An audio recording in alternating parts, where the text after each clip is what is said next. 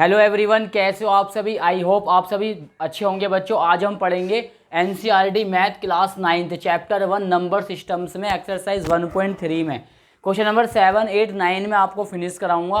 Question number 7 देखेंगे, ठीक है। देखो, write 3 numbers whose decimal expansion are non terminating, और क्या बोला है साथ में, नॉन रिकरिंग।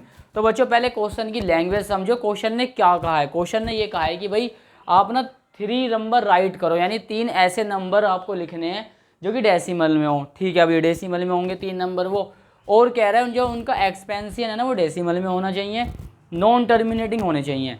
अब बच्चों नॉन टर्मिनेटिंग वो नंबर होते हैं जो इरेशनल नंबर होते हैं। और फिर क्या कह रहे हैं, नॉन रिकरिंग, यानी रिपीट भी ना हो।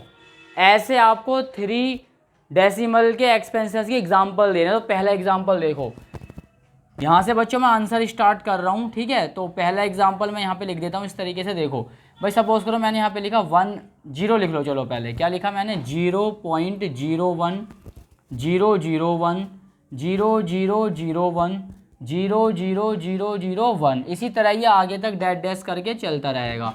अब मेरी बात सुनो ध्यान से, हमने यहाँ पे करा क्या है। देखो क्वेश्चन ने कहा डेसिमल एक्सपेंशन में लिखो, हमने लिख दिया, डेसिमल का साइन आ रहा है, मतलब पॉइंट का आ रहा है, ठीक है।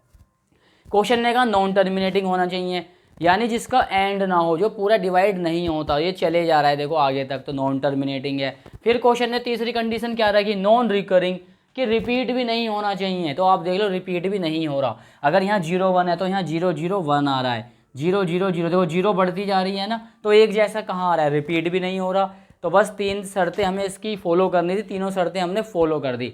अब देखना ध्यान से, इसका दूसरा एग्जाम्पल देखना, कुछ भी हो सकता है बच्चों। देखो 1.100 200 300 400 ऐसे चलता रहेगा, ठीक है। तीनों चीज़ें देखो, डेसिमल एक्सपेंशन डेसिमल की फॉर्म में होना चाहिए, ये रहा डेसिमल की फॉर्म में। नॉन टर्मिनेटिंग हो रहा है, कहीं एंड नहीं हो रहा, चलता जा रहा है, तो नॉन टर्मिनेटिंग है। रिकरिंग, रिपीट भी नहीं होना चाहिए, रिपीट भी नहीं हो रहा।